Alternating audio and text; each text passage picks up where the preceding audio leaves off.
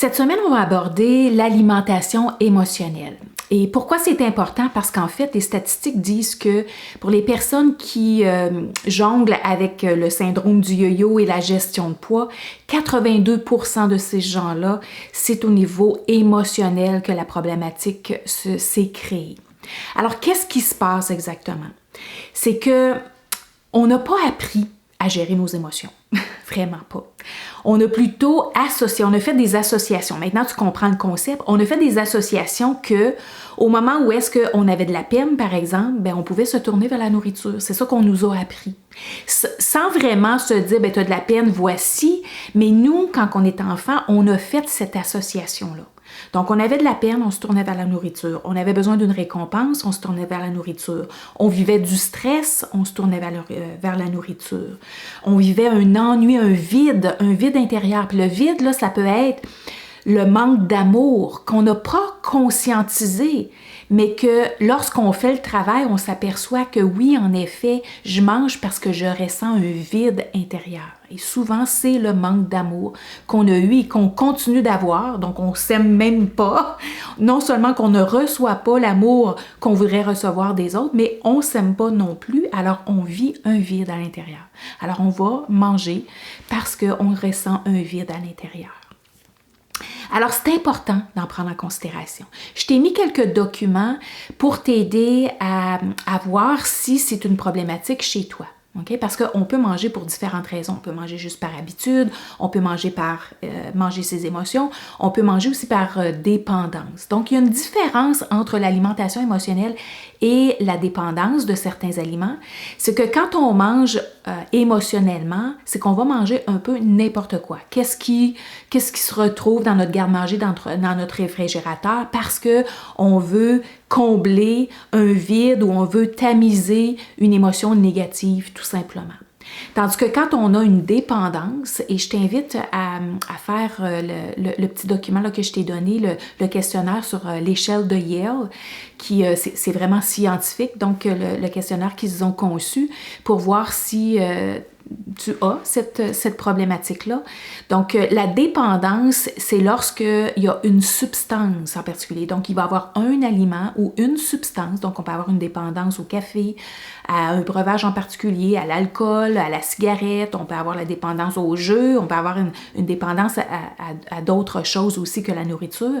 Mais une dépendance, c'est que on croit qu'on a absolument besoin de cette substance-là pour nous aider à vivre. Si on n'a pas cette substance-là, souvent on a l'expression « je vais mourir ». Si je n'ai pas mon café ce matin, je vais mourir.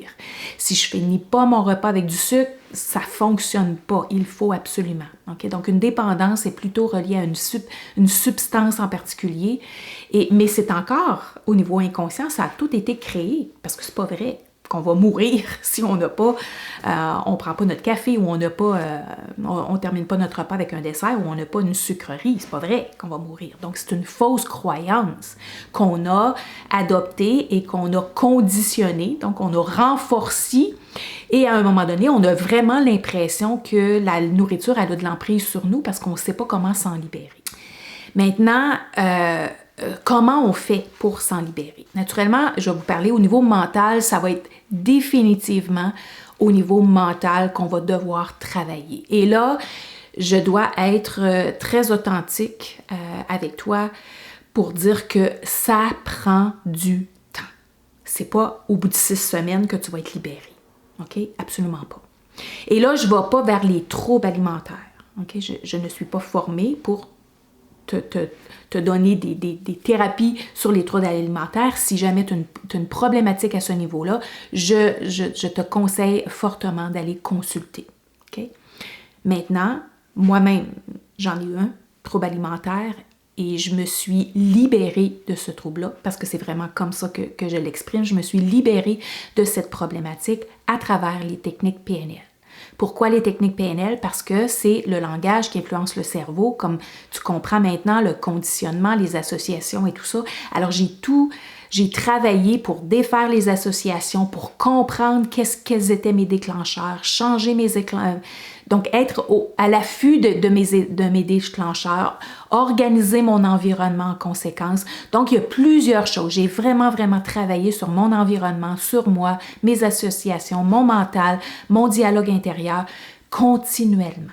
Et ce que j'ai vu, c'est que, parce que je vais te parler aussi d'un calendrier que je te propose d'avoir, ce que j'ai vu, c'est une amélioration continue. Mais ça a pris du temps. Okay? Donc, au début, j'avais ces envies presque à tous les jours. Après ça, ça a été quelques fois par semaine. Après ça, ça a été quelques fois par mois. Puis après ça, j'ai passé des mois. Et là, je peux dire que je suis vraiment dans une phase où est-ce que ça va vraiment bien, même s'il y a des tentations autour de moi, je ne succombe pas aux tentations. Mais je continue à travailler. C'est rendu un mode de vie pour moi. C'est pas juste quelque chose que je fais une fois de temps en temps. C'est rendu un mode de vie. Mon dialogue intérieur, j'en suis très consciente. Manger en toute conscience, c'est un mode de vie pour moi. Faire de la méditation quand j'en ai besoin, gérer mes émotions, c'est un mode de vie. Bien dormir aussi, c'est un mode de vie. Alors, tout ce que je t'enseigne dans les 6 semaines, c'est implanté comme mode de vie. C'est ce qui fait en sorte que ça va de mieux en mieux. Alors, c'est ce que je te propose. Donc, je ne te compte pas de mentir pour te dire que ça va tout se régler en claquant des doigts. Non, c'est un travail et que ce soit pour toi ou pour n'importe qui d'autre. Donc, toutes les clientes qui ont réussi, parce qu'il n'y a pas juste moi qui ai réussi, j'ai une panoplie de clientes qui ont réussi. À chaque fois que ces clientes-là ont réussi parce qu'elles ont mis en application les techniques PNL, elles ont en fait, intégrer les techniques PNL comme mode de vie, tout simplement. Alors, est-ce que tu vas avoir des hauts et des bas? Ben oui, absolument. Est-ce que j'en ai des hauts et des bas? Oui. Y a-t-il des situations dans ma vie qui font en sorte que, je vis toute une émotion?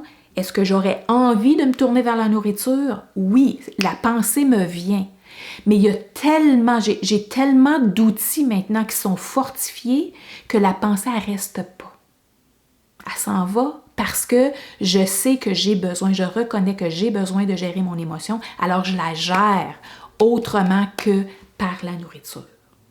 Alors c'est ça le message que je veux que tu comprennes au niveau de la gestion émotionnelle. Alors c'est pas juste la volonté, c'est pas juste il faut que ou faut pas que, c'est pas juste ça. Il faut vraiment travailler en profondeur, comprendre les déclencheurs et puis aller voir c'est quoi exactement. Est-ce que c'est le vide? Est-ce que c'est le stress? Si c'est le stress, c'est quel style de stress? Dans quelles circonstances?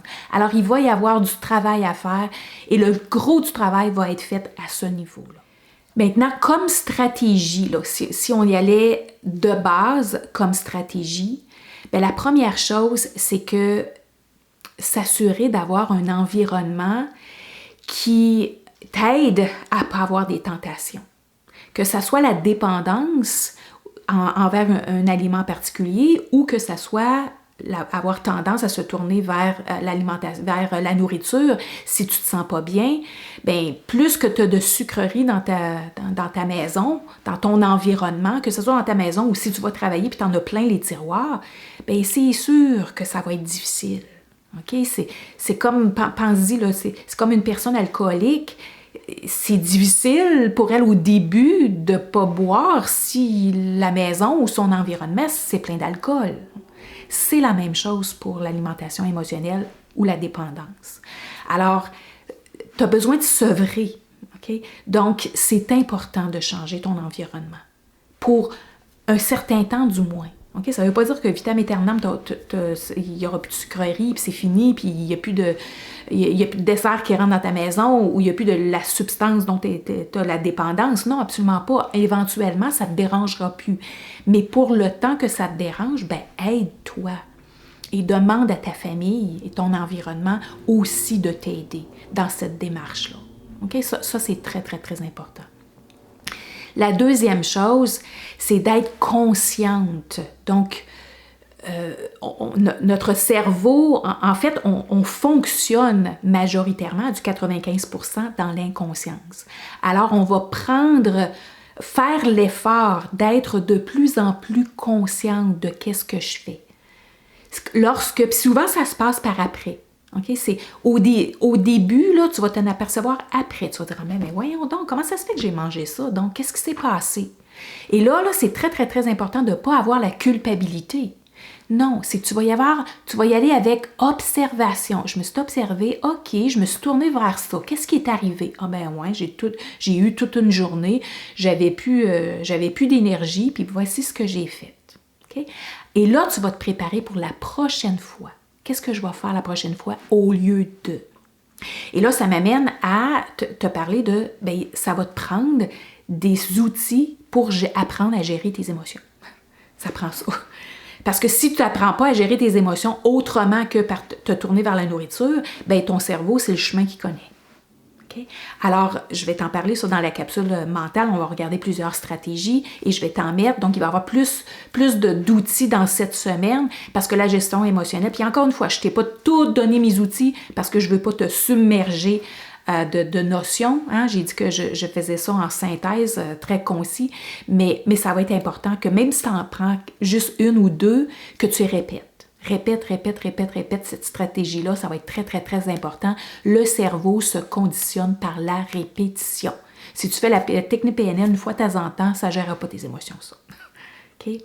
Alors, à un moment donné, tu veux que ça devienne automatique. OK, je sens un stress. Je ne peux pas empêcher le stress de venir en moi, okay? De monter en moi. Je ne peux pas empêcher ça. Je ne peux pas empêcher l'anxiété. Je ne peux pas empêcher la colère. Je ne peux pas empêcher la peur. Je ne peux pas empêcher les émotions d'émerger.